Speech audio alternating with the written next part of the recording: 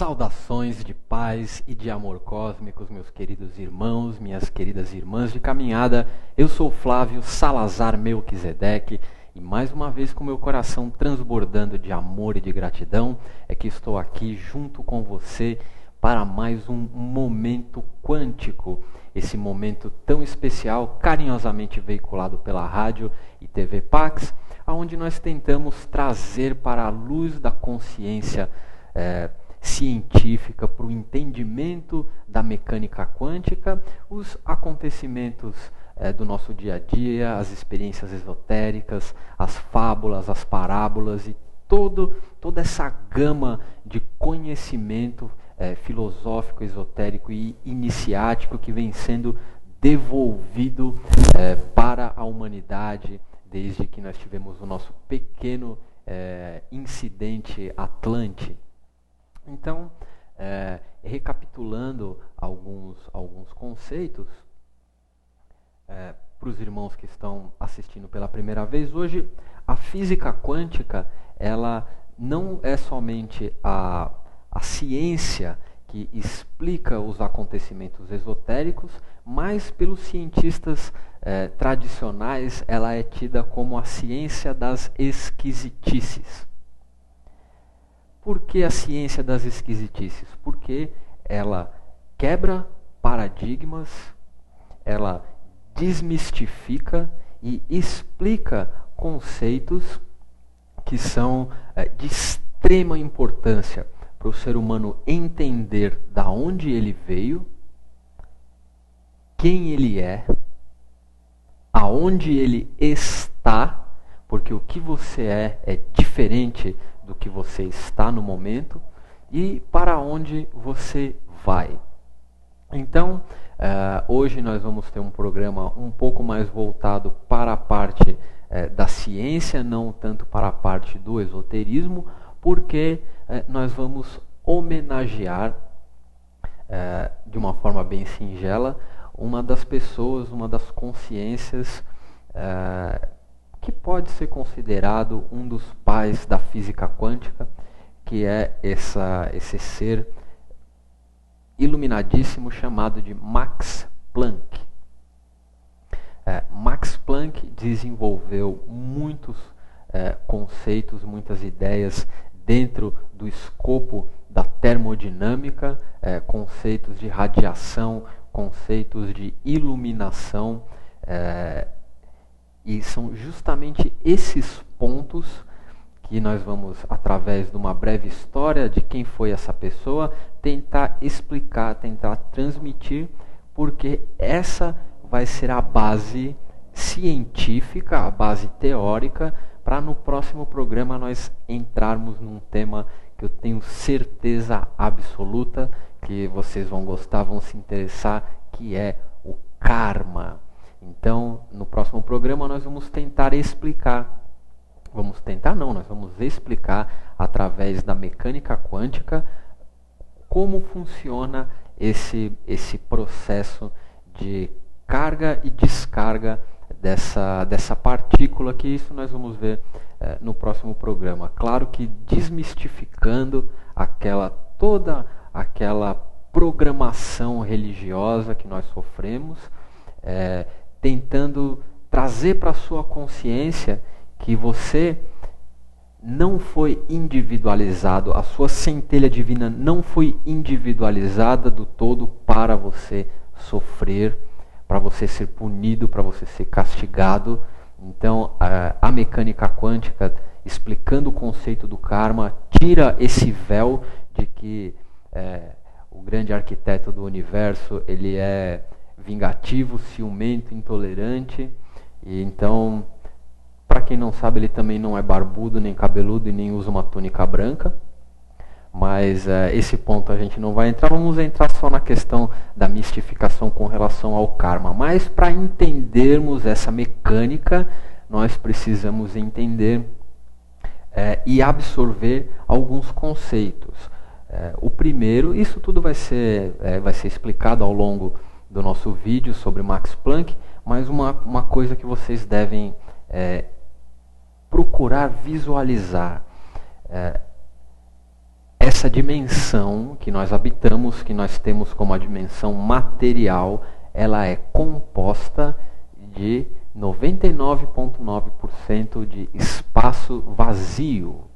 Então você pode reparar, aí onde você estiver, olhe para o seu escritório, olhe para fora da sua janela, você vai perceber que no plano da matéria existe mais espaço vazio do que energia condensada, energia solidificada. Então isso é algo que vocês devem entender, porque quando nós formos estudar o karma, vocês vão perceber que esses espaços vazios não estão tão vazios assim. Então, hoje vamos nos concentrar em entender o espaço vazio entre o núcleo do átomo e o seu elétron. Vamos tentar entender como o elétron reage quando ele é exposto a uma partícula fotônica, a um fóton, a uma partícula de luz. Muito importante isso. Fóton igual a luz. Muito, muito, muito importante. Então, são esses dois conceitos que eu gostaria de transmitir no programa de hoje, serão importantíssimos para o próximo programa. O espaço vazio entre o núcleo do átomo e o elétron. Lembrando que isso, o nosso universo, ele é holográfico. Então, quando você entende a dinâmica do seu átomo, você entende a dinâmica de tudo que é composto pela mesma base atômica. Então, meus irmãos, vamos agora conhecer um pouco mais da história dessa mente brilhante que caminhou sobre o planeta, essa pessoa que iluminou, essa pessoa que despejou fótons sobre aquela consciência newtoniana que a cada dia que passa ela se mostra não verdadeira. Então, meus irmãos, minhas irmãs, fiquem agora com esse belíssimo resumo de quem foi Max Planck.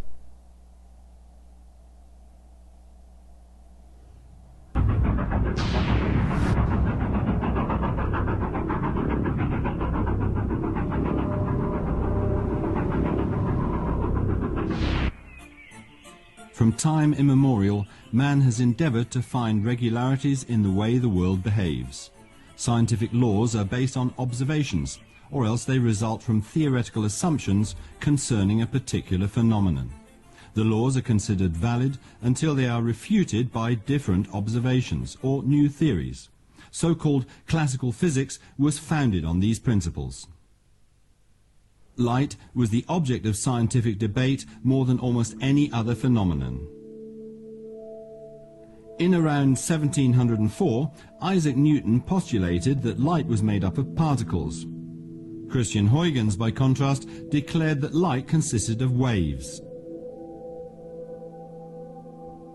Newton's model eventually came to be accepted, until the English physicist Thomas Young was able to prove the opposite. He was able to show by experiment that light spreads out in a similar way to disturbances in water, in the form of waves. But what about the phenomena that classical physics couldn't explain? The man who was eventually to knock classical physics off its plinth was at the same time one of its most ardent defenders, Max Planck.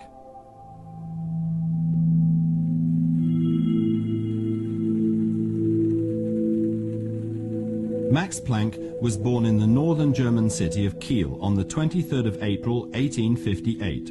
He was the sixth child in a family where values such as respect, honesty and reliability were writ large. In 1867, his father, a professor of jurisprudence, was offered a post at Munich University. Here in Munich, young Max attended the Maximilian High School, where he stood out on account of his hard work and sense of responsibility. He was a versatile and talented boy. His great passion was the piano, as it would be for the whole of his life. In 1874, he went to Munich University to study physics, although one teacher had tried to dissuade him, saying that there was nothing left to discover in this field. 3 years later, Planck transferred to the Friedrich Wilhelm University in Berlin. Here he went to lectures given by Hermann von Helmholtz and Gustav Kirchhoff, two of the leading physicists of the age. Planck was especially interested in thermodynamics, which was to be the subject of his doctoral dissertation. After occupying posts at Munich and Berlin universities, he was offered the post of head of the Institute of Theoretical Physics at the university in Berlin.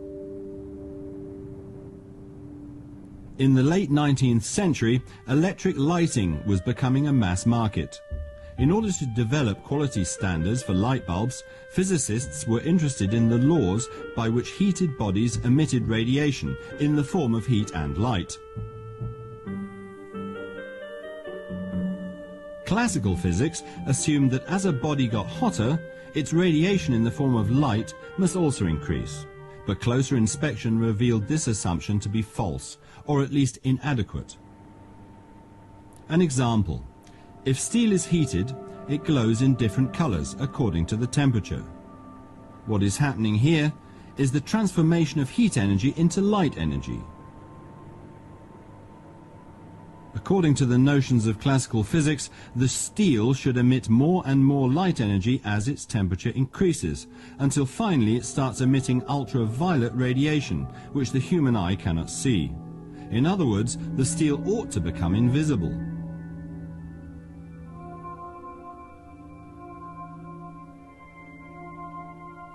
But this assumption of classical physics could not be confirmed by any experiment. The steel always remained visible. Scientists were irritated by this apparent contradiction. Planck was one of many who tried to explain the radiation processes. He spent 5 years trying to explain the phenomenon using the instruments of classical physics. But he found no satisfactory solution. In his desperation, he threw out all his previous convictions and assumed instead that the radiation was not emitted continuously, but in the form of discrete packets of energy known as quanta. This quantization of radiation energy is analogous to water flowing in droplets rather than in a continuous stream. The total energy can then only amount to a multiple of his quantum of action, a constant designated by the letter h. Planck's law states that the radiation energy is the product of the constant h and the frequency of the radiation. While the frequency and the energy were well-known quantities, Planck's epoch-making achievement was undoubtedly the introduction of the constant h.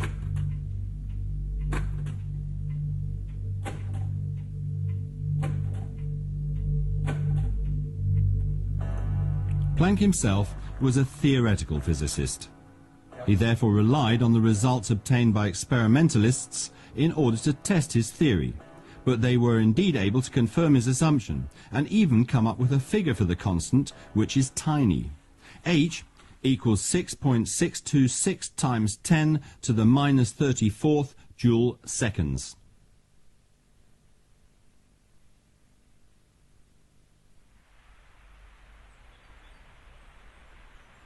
At the meeting of Germany's Physical Society on the 14th of December 1900, Planck announced his law of radiation, referring to the constant that was later named Planck's constant in his honor. This day was to go down in history as the birthday of quantum physics and usher in a new age in science. In opposition to his innermost convictions, Planck had, by the introduction of his constant, found that nature proceeds by leaps and bounds. He was deeply disturbed by his finding, and like most of his colleagues, he could not really believe it. He secretly hoped to discover, sooner or later, a new law of radiation, which would be in accordance with the principle of the conservation of energy, and make the constant unnecessary. After all, his life as a scientist was rooted in classical thermodynamics. That was where he wanted to be. In the following years, he gave more attention to the numerous matters of scientific policy, with which he was concerned in his various official capacities, as a member of the Physical Society, as rector of the Friedrich Wilhelm University, and not least as secretary of the Prussian Academy of Sciences. After the First World War, Planck was awarded the Nobel Prize for his discovery of the quantum of action.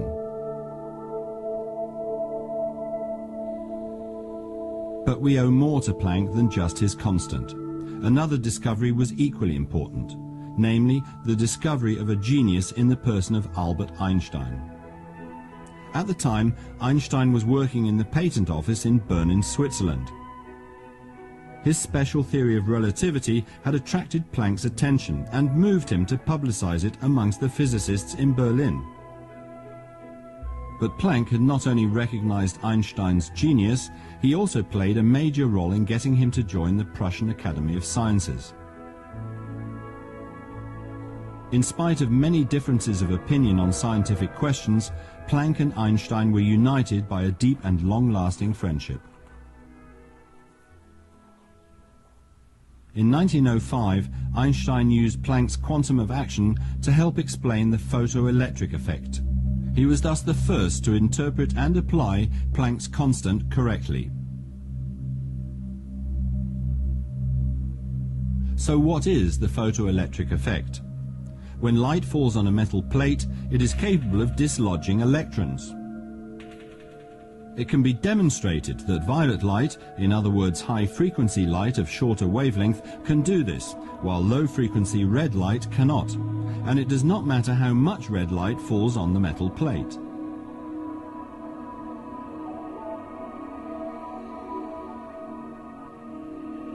This phenomenon cannot be explained by the wave theory of light. So Einstein assumed that light must be a stream of particles known as photons. Each photon imparts its energy to precisely one electron. If this energy is sufficient, the electron will be displaced. Photons of violet light have a higher frequency and thus greater energy than photons of red light. As a result, a single violet photon can do what countless red photons cannot. In order to calculate the required energy level in each case, Einstein hypothesized that the energy of the photon was, like radiation energy, also the product of their frequency and Planck's quantum h. The American physicist Robert Millikan was able to prove this theory by experiment. And in 1921, Albert Einstein was awarded the Nobel Prize for the discovery of the law of the photoelectric effect. Albert Einstein's application of quantum theory showed that light acted both as a wave and as a particle. The old dispute about the nature of light was thus a thing of the past. And gradually, as quantum theory came to be successfully applied in other spheres, scientists came to abandon their misgivings. The Danish physicist Niels Bohr used the idea of the quantizability of light in order to explain the stability of atoms. According to the existing model proposed by Ernest Rutherford, the atom consisted of a positively charged nucleus and negatively charged electrons in orbit around it. The stability of the atom was based on the premise that the attractive forces between the opposite charges are balanced by the centrifugal force of the electrons. Because of their movement, however, the electrons must be continually losing energy and thus be slowing down. Sooner or later, they would crash into the nucleus. But atoms are stable. Bohr was trying to find out how. He assumed that electrons do not circle the nucleus haphazardly, but in precisely defined orbits, in which they cannot lose energy. Nearer the nucleus, the energy levels are lower than in the outer orbits. If an electron now jumps to a higher orbit, it must absorb a quantum of energy, in other words, a photon. When it jumps back, it emits the energy quantum once more. This is the famous quantum leap. The energy emitted or absorbed each time corresponds to the product of Planck's constant and the frequency of the photon.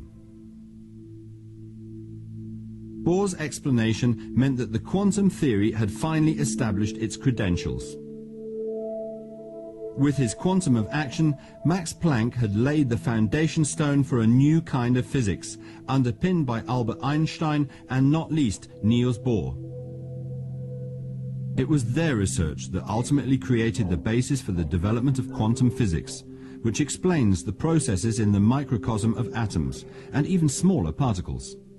We owe many of the achievements of modern everyday life to quantum theory. The computer, for example, and the laser with its many applications. Without quantum theory, modern medical technology would be inconceivable. For example, magnetic resonance imaging. It allows pictures to be made of the whole body, sparing the patient the discomfort of multiple examinations. Positron emission tomography allows us to see the metabolism at work. This procedure helps to locate cancer cells, as it can distinguish their metabolism from that of healthy cells. A further application of quantum physics is the ongoing reduction in size of the building blocks which make up computers, which, as a result, will become even faster and more powerful. The foundation for all these technical achievements was laid by Max Planck, with the discovery of the quantum of action at the start of the 20th century.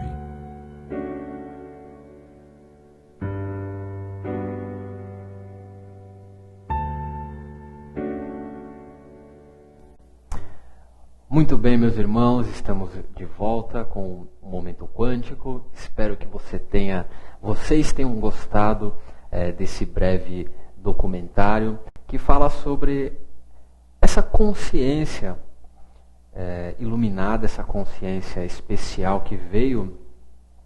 E quando você começa a reparar o movimento da grande obra, do grande arquiteto do universo, se você percebe coisas muito interessantes. Todos os grandes físicos quânticos encarnaram na mesma época, no mesmo período, próximos um do outro. Foram aproximadamente 11, 12, se não me falha a memória. Não vou lembrar o nome de todos aqui. Mas percebam que todas essas consciências encarnaram na matéria ao mesmo tempo. Fica claro, observando isso através da mente abstrata, que tem um porquê, tem um propósito, tem uma lógica. Isso está sendo orquestrado por uma consciência ou por uma hierarquia de consciências que não só sabem o que está acontecendo por trás do véu da ilusão, mas estão num trabalho ininterrupto, dioturnicamente, tentando fazer o ser humano perceber a divindade que dentro dele habita, fazer ele entender a mecânica que rege a criação, e o mais importante de tudo é fazer você perceber que o Criador, o grande arquiteto do universo, Deus, o vácuo quântico, enfim, o nome não importa. Mas é importante você sentir e entender que Ele é puro amor, nada mais. Ele não consegue, veja só, Ele não consegue fazer nada mais senão te amar.